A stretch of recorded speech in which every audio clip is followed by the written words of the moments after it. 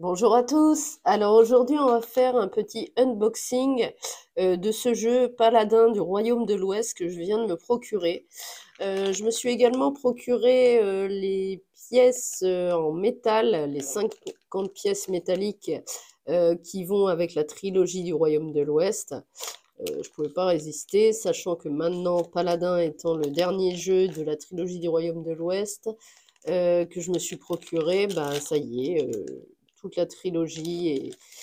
Enfin, la trilogie est complète, donc du coup, voilà, je me suis procuré les pièces. Donc, bah écoutez, on va commencer. Donc, le petit unboxing de ce jeu. Donc déjà, attendez, on va regarder déjà la superbe illustration de The Miko, hein, comme à l'habitude, pour cette trilogie-là. Donc vraiment super dessin, illustration pour ce jeu. Là, on a un premier côté de boîte, regardez ça, super. Un autre, magnifique comme d'habitude. Celui-là aussi. Et celui-ci. Super, les expressions sur les visages de cet illustrateur sont juste dingues, quoi. C'est super. Et donc ensuite, on a le dos de la boîte. Donc voici. Donc je vais vous lire, on va lire ensemble le résumé du dos de la boîte. Donc Paladin du Royaume de l'Ouest se déroule à une époque tumultueuse de l'histoire de la Thracie occidentale aux environs de l'an 900. Malgré des efforts récents pour développer la ville, les régions périphériques sont toujours menacées par des envahisseurs. Les Sarrasins surveillent les frontières alors que les Vikings pillent les richesses et le bétail. Même les Byzantins se montrent menaçants à l'est. En tant que nobles gens, les joueurs doivent rassembler les ouvriers de la ville pour se défendre contre les ennemis, construire des fortifications et répandre la foi dans tout le pays. Heureusement, vous n'êtes pas seul. Dans sa grande sagesse, le roi a envoyé ses meilleurs chevaliers pour vous aider dans vos efforts. Préparez les chevaux et aiguisez vos épées. Les paladins approchent. Eh ben écoutez, super ce résumé. On s'y croit, c'est pas mal. Donc vous voyez, ça va se présenter comme ça. Bon bah écoutez, on va ouvrir la boîte et on va regarder tout ça. Alors je vais régler un petit peu la caméra. Voilà, allez c'est parti. On va ouvrir, si j'y arrive, la boîte. Ouais, voilà, c'est bon. Ok. Hop. Je vais mettre ça derrière moi. Ok. Et donc voilà, on va regarder tout ça. Allons-y. Je vais mettre ça comme ça ici. Voilà, donc là, on a déjà le livret de règles. Donc c'est un jeu, bien sûr, de Garfield Games et édité en français par Pixie Games, hein, comme vous le voyez ici. Voilà, le petit livret de règles. Donc, qui se présente comme ça. Donc le but du jeu de Paladin du Royaume de l'Ouest est d'être le joueur avec le plus de points de victoire à la fin de la partie. Les points sont gagnés en établissant des garnisons et en construisant des fortifications, en missionnant des moines et en affrontant les envahisseurs. À chaque manche, les joueurs réclameront l'aide d'un paladin spécifique et rassembleront des ouvriers pour accomplir des tâches au fil de la partie. Les joueurs augmenteront petit à petit leur foi, leur force et leur influence. Ces critères affecteront non seulement leur score final, mais détermineront aussi la portée de leurs actions. La partie se termine à la fin de la 7e manche. Donc au niveau du matériel, on aura des paysans, des combattants, des ateliers, des garnisons, des éclaireurs, des clercs, des moines, des jarres, d'accord, des marchands, des criminels et les marqueurs d'attribution, comme ici, hein. On a également des cartes paladins, des cartes villageois, des cartes envahisseurs, des cartes faveur du roi, 6 cartes horde du roi également. On aura 24 cartes dette, 24 cartes suspicion, des cartes taverne, des cartes rempart et objectifs. On aura des pièces, mais heureusement j'ai les pièces en métal. On aura des provisions, le marqueur premier joueur et un marqueur ressources pour le mode solo. Ça m'intéresse. grandement. Alors, donc voilà, donc ça va être le plateau central, je pense, et non, ça c'est le plateau joueur, je crois. Voilà, plateau joueur, c'est celui-là. Et vous avez un plateau principal en 2 parties. Ok, très bien, donc ça doit être le plateau principal en plusieurs parties, sûrement la première partie et la seconde. D'accord, ok. Donc le plateau joueur, la mise en place. D'accord, le déroulement de la partie. Structure des manches. Ok. Très bien. Donc apparemment, cet obus de la trilogie, opus de la trilogie, j'ai un doute, bref, et comment le plus expert des 3 jeux, hein, le plus facile restant architecte du Royaume de l'Ouest, l'initié, on va dire, ça va être vicomte, et donc l'expert, entre guillemets, c'est paladin. Vous voyez, voilà, je vous montre un petit peu, action des plateaux de joueurs. Bon, je vais éviter que ça reflète, c'est pas très simple. Ok, les actions des plateaux joueurs, toujours. Ah ouais, là c'est carrément une carte muraille, c'est carrément cool. Ça me fait penser quand même au système de création de plateaux de comment voyageurs du Sud, hein. Ça reprend un peu les paysages qui s'assemblent au fur et à mesure qu'amènent des choses. Là, vous voyez, c'est une fortification, une muraille, hein. C'est un peu pareil, c'est plutôt sympa. Moi, cette mécanique-là, je la trouve sympa. Vous voyez, donc toujours les actions des plateaux joueurs. D'accord. Il y a pas mal d'actions à faire, hein, j'ai l'impression. Il y a du texte, hein, c'est pas une petite règle. Là, on est déjà à la 21e page et c'est pas du petit texte quand même. Bon, c'est illustré, mais il y a des choses à lire, hein. Taxes, suspicion, dette, l'inquisition. D'accord. Passé, fin de score et partie. D'accord. Comment on compte les points? Ah, je trouve ça génial avec la fortification au-dessus, là, les remparts. Ah, j'adore. J'adore, j'adore. Ça donne envie. Mode solo mise en place. Génial. Hein, placer 7 moines, garnison légère sur le plateau. IA, comme là se fait sur un plateau joueur. D'accord. Ok. Je ne sais pas s'il va y avoir, comme dans les 2 autres jeux, les cartes planification principale et future. C'est un peu les mêmes systèmes. Est-ce que là, ça va être pareil? Je sais pas. Peut-être pas. Carte objectif, ouvrier, ok. Les actions de l'IA, recruter, prier, commercer, conspirer, missionner, établir une garnison, absoudre, fortifier. Eh ben dis donc. Attaquer, convertir, ordre du roi, faveur du roi, fin de manche. Ok. Et donc là, variante solo, exemple de calcul de score. Ok. Point de victoire des cartes envahisseurs, capacité des cartes villageois. D'accord. Et ici, comme d'habitude, hein, le référence rapide des récompenses. Ok. Avec les différentes icônes qu'on peut retrouver dans le jeu. Donc vous voyez, il y a quand même 36 pages sur ce livret de Paladin du Royaume de l'Ouest. Donc c'est pas un petit jeu, j'ai l'impression, hein. Enfin, c'est ce qu'il est dit, hein, de toute manière. Donc on va continuer. Donc on a un gros sac avec plein de meeples, hein. Donc on va regarder un petit peu ça, allons-y. Alors, voyons. Si j'arrive à l'ouvrir. Ok, donc on a des petits meeples bleus. Ok, bon, ça c'est aux couleurs des joueurs, hein, j'ai l'impression. Des meeples blancs. Des meeples rouges. Là on a, ça c'est les marqueurs de faveur, je crois, si j'ai tout compris. 4 couleurs, noir, bleu. Ah non, 3 couleurs, noir, bleu et rouge. Ok. Là on a des meeples, d'accord. Ok, les petits meeples. C'est pas les mêmes genres. Attendez, on va regarder. pas le même genre de meeple. Là, j'en ai deux. Je vous montre ça. Regardez. C'est pas la même. On dirait qu'il y en a plusieurs. Ouais, c'est pas pareil que les meeples basiques. Ok.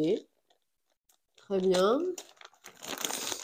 Là, on a des petits meeples verts. Donc, vous voyez, c'est des meeples basiques. Là. Ok. Des meeples violets. Donc, ça, c'est les mêmes couleurs qu'on retrouve dans tous les royaumes de l'Ouest. Hein. Alors là, on a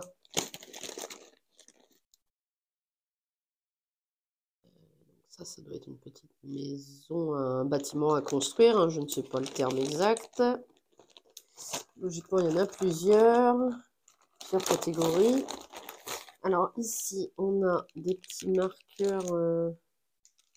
Là, ça doit être des ressources. Par contre, il y a des chiffres au dos, vous voyez, 1, 0, 8. Ok, il y a des petites jarres un peu. Là, alors là, c'est les autres bâtiments. Les bâtiments verts. Et ceux-là sont plus petits, vous voyez. Petit bâtiment comme ça, rouge. Ok. Avec les garnisons, les choses comme ça. Et pour finir, on a alors là, c'est des meeples basiques noirs. Et c'est pas les mêmes que les autres. Hein. Vous voyez? Des petits meeples basiques, comme on a en bleu, en rouge, en vert. Ok. Ok, bon bah d'accord, très bien. Donc ça, c'est tout ce qu'il y a en meeple. Est-ce que je les range? Non, on va les laisser comme ça pour le moment. Alors ensuite, dans la boîte, on aura alors, les cartes. Il y en a plusieurs paquets. Voilà. Il y a des plateaux. Alors attendez, je vais décaler tous les meeples. Là. Ça pour après.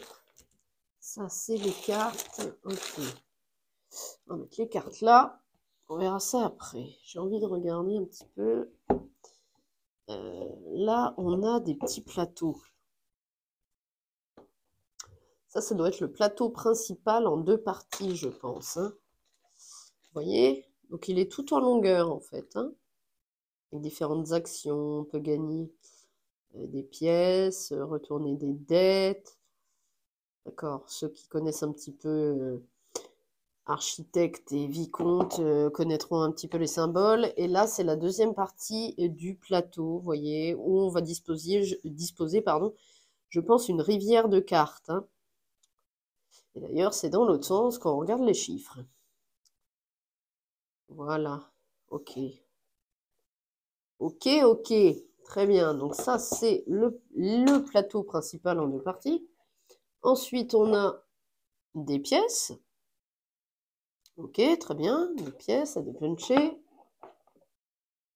D'autres petits dépunchages. Donc là, des espèces de petits sacs. D'accord. Ici, un espèce de parchemin.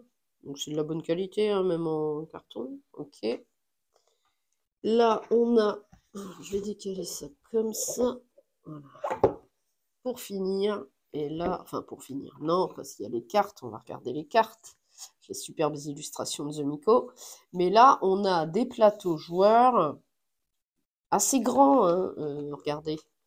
La taille est imposante, voilà, et en plus, alors ça c'est génial, c'est recto verso. Super. Regardez-moi ces illustrations avec le petit chevalier, le petit gosse, la petite charrette là avec les deux personnages. Super, vraiment super.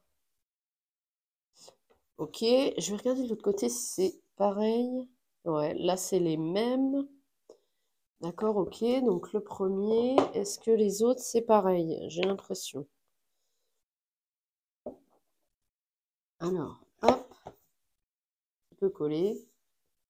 Ouais, c'est les mêmes illustrations, mais qu'est-ce qu'elles sont belles! Ils sont superbes ces plateaux joueurs. Génial avec le soldat là. Je sais pas si c'est la taverne. Peut-être, hein, on se sent vraiment à l'époque hein, du Moyen-Âge, je pense, enfin un peu comme ça, quoi. Non, c'est vraiment super. Super, super. Vous voyez? Plateau joueur, on en a, donc c'est les mêmes hein, de toute manière. On en a 4. Hop, ils sont un petit peu collés. Voilà, voilà, voilà. Génial. Génial, génial. Ah, j'aime beaucoup. J'aime beaucoup. Super. Ok, bon bah écoutez, je vais remettre ça dedans. Je remets ça également dans la boîte. Je vais remettre aussi les petits plateaux joueurs et on va mettre les meeples un petit peu partout. C'est pas grave. C'est pas grave du tout. Mais par contre, je sais pas comment je vais mettre les cartes.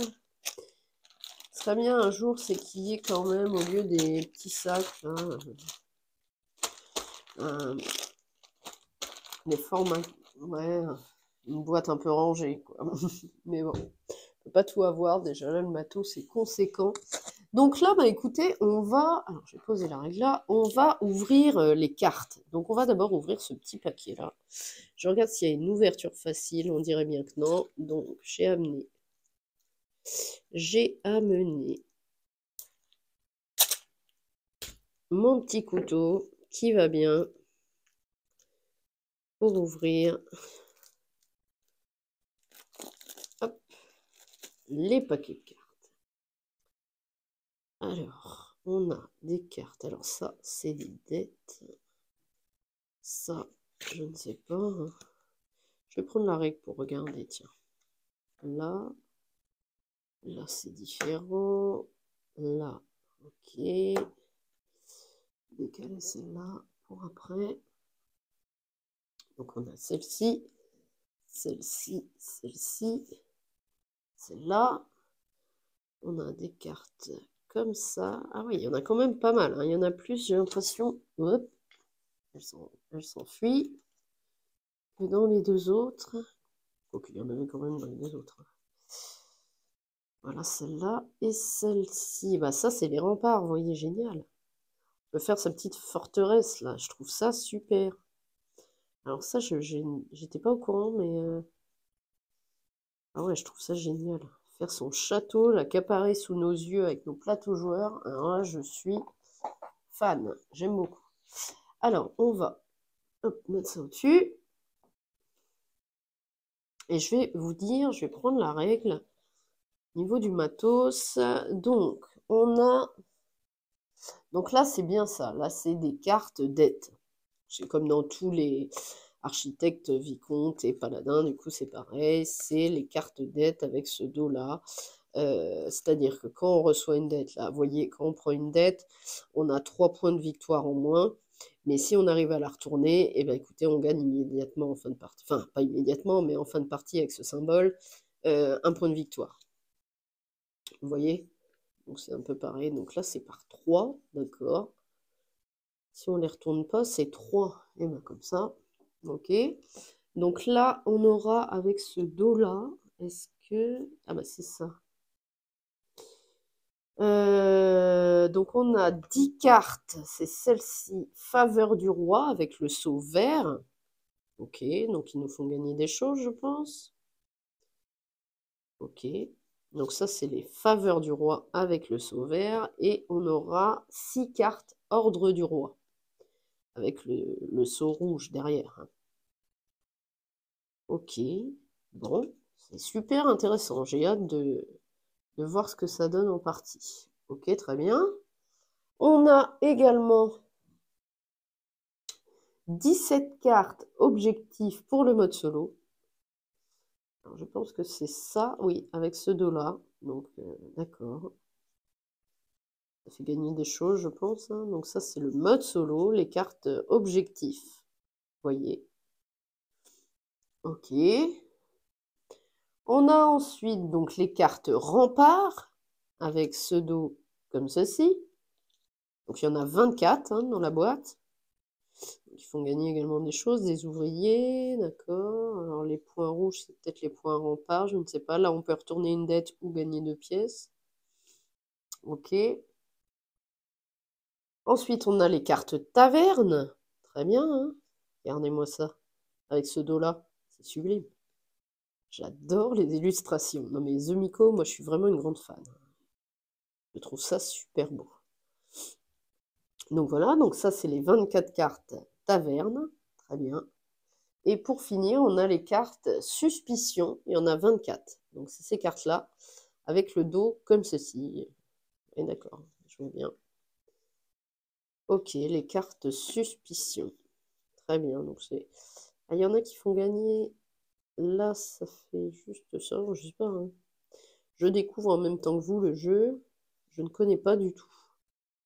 Je sais juste qu'il est un peu plus expert que les deux autres, mais je ne sais pas du tout comment il se passe. Donc voilà, donc ça c'était le premier paquet de cartes. Ensuite, on va avoir les cartes... alors, excusez-moi, hop, les cartes paladins. Ah, j'ai l'impression qu'il y a une petite ouverture facile. Cette fois-ci, pour le paquet. Super. Alors, on va mettre ça là. Donc, les cartes paladins et villageois, d'accord. Donc là, c'est les cartes villageois, avec le dos comme ça. Et là, les cartes paladins, avec ce magnifique dos. Et là, il y a d'autres cartes paladins. Donc, on va ouvrir les deux paquets en même temps, parce que c'est les mêmes. Alors, il doit y avoir également une ouverture facile, si j'arrive à l'attraper. Ça, c'est pas gagné. Ah, si, voilà. J'ai réussi. Impeccable. Donc, voilà. Donc là, les cartes. Encore paladin. On va les mettre avec. Et on aura... Hop, je vous montre ça comme ça. Voilà. Pour finir, les cartes envahisseurs avec ce dos-là. Donc ça, c'est les ennemis, hein. Bah écoutez, on va commencer par celle-ci. Donc vous voyez un petit peu l'illustration au dos de la carte, elle est juste superbe. Ouais, vraiment sympa. Et donc vous voyez, elles n'ont pas les mêmes couleurs, vous voyez, il y a des symboles. Et vous voyez, c'est pas les mêmes... Ça doit être les Vikings, je pense. Et puis là, je ne sais pas, les Sarrasins peut-être. Les Sarrasins, ça doit être eux, je pense. Oui, avec le chapeau pointu, comme ça. Bah, écoutez, on va regarder les cartes. Alors là, on aura une archère, armurière, assassin, champion, garde, chasseur, conquérante, guetteur, mercenaire, voleuse, traître, guerrière. Ok, très bien. Ensuite, on aura l'aventurier. Ouais, c'est ça, on dirait Simbad. Ok, l'archer, le barbare, la championne, la chasseuse, le conquérant, la maraudeuse, mercenaire, mercenaire également. Donc on a une fille, enfin une femme et un homme, protecteur, vigilante, guerrier. Ok.